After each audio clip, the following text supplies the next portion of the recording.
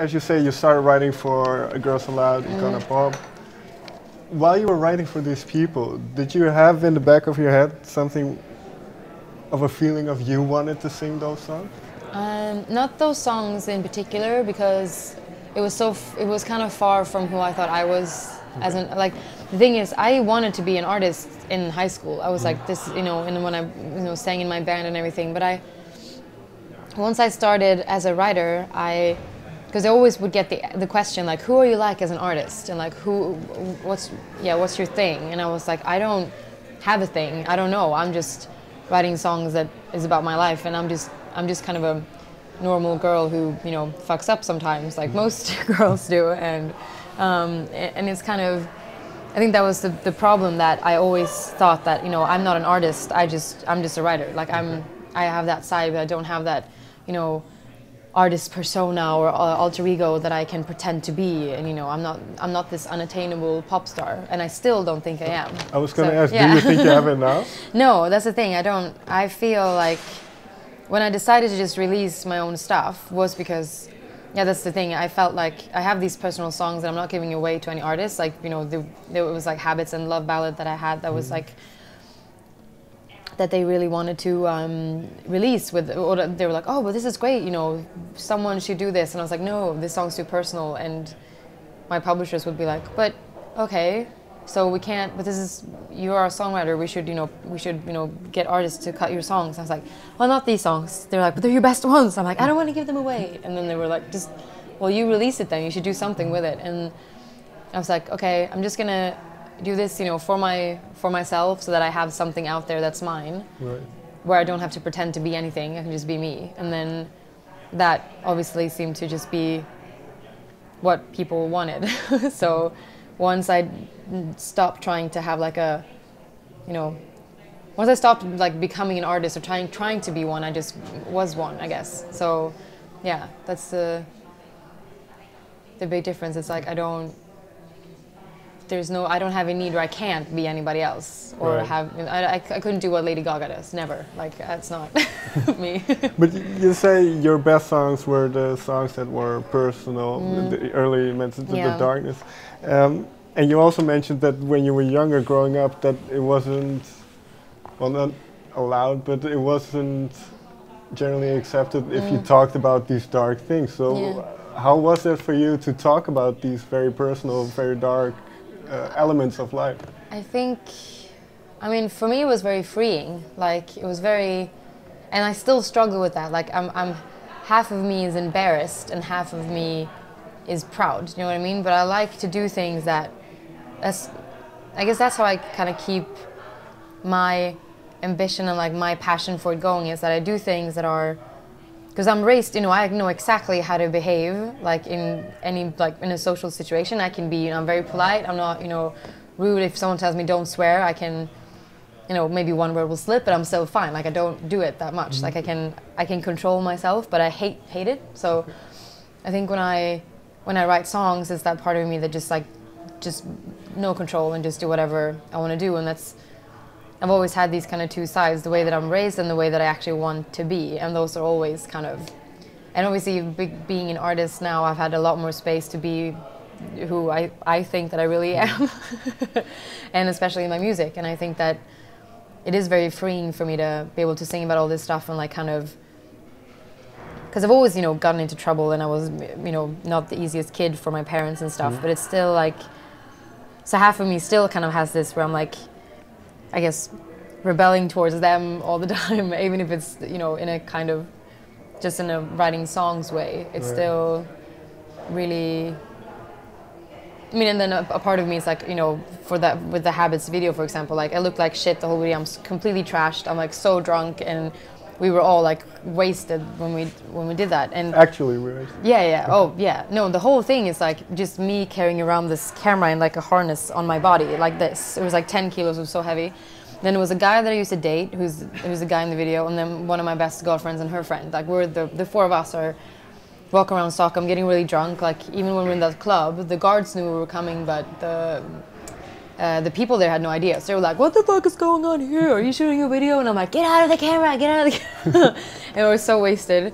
and like the crying is real, like it's all real because we're just, you know, off our faces. And seeing that video, I was like, oh, this is like, I can't watch this. Like, it's the first 2 weeks, I was like, I can't do it. But it still was exactly what I wanted it to be, because it shows so like truly everything that, you know, I was feeling during that time when I wrote the song. And it's just like, so it's still hard for me to watch. Like, I never watch a clip. Like, I go in sometimes to see how many views it has, but then I'm like, no, I can't watch it.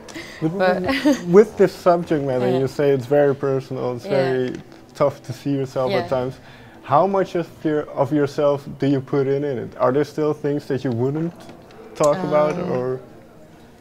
I mean, probably too much about my family. I wouldn't, because I think I can talk a lot about myself, but if it becomes too much about someone else, I feel like I'm, you know, giving away their personal story, not mine. And I think that's the big difference, where kind of where I draw the line. But I don't really know. I mean, I keep pushing my limits, so or my boundaries. So is there then one song on your album, Queen of the Clouds, that was really tough to write?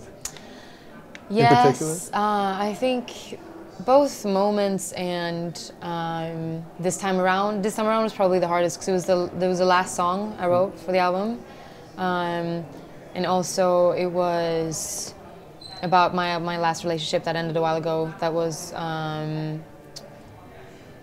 very, like, I wrote it very much during, I mean, most of the songs are written like during or just after something's happened, but this was very much like almost before, like it was, you know, just on the limit where it's like, this is not working out anymore. So I was feeling very, like, it was very, very vulnerable while I wrote it, and very sad. So, and that's been like, I've been performing it now, I've been performing it now the past few shows, and I've been like, you know, verge of tears I think even Paris has started crying on stage, and I was like, I'm sorry guys, because it's like very emotional. And yeah, so but I mean, they're all very special, and some of them make me feel more vulnerable than others, but I think that one's like really gets to me still, like, yeah. And when you started on the record, was it already decided to have those sections of sex, love and pain? Not at all, actually, because they're kind of, I mean, they're all written during the past like 3 years of my life, so, and also about different eras and times. So it's kind of, it was actually more or less when I looked at the songs I wanted for the album that I saw that there's like an actual like order. I'm like, this is how everything, here's like the way that I've been feeling.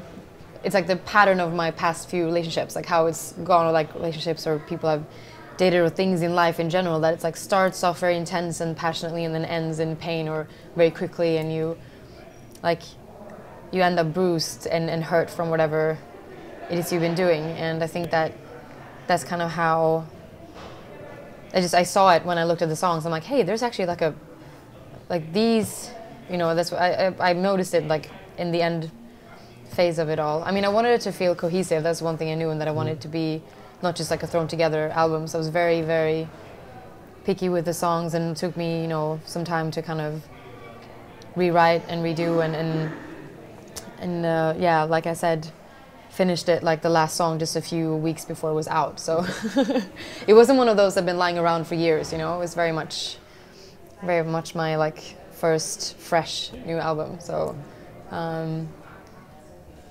but yeah, it is a long process, and it's hard to get the time.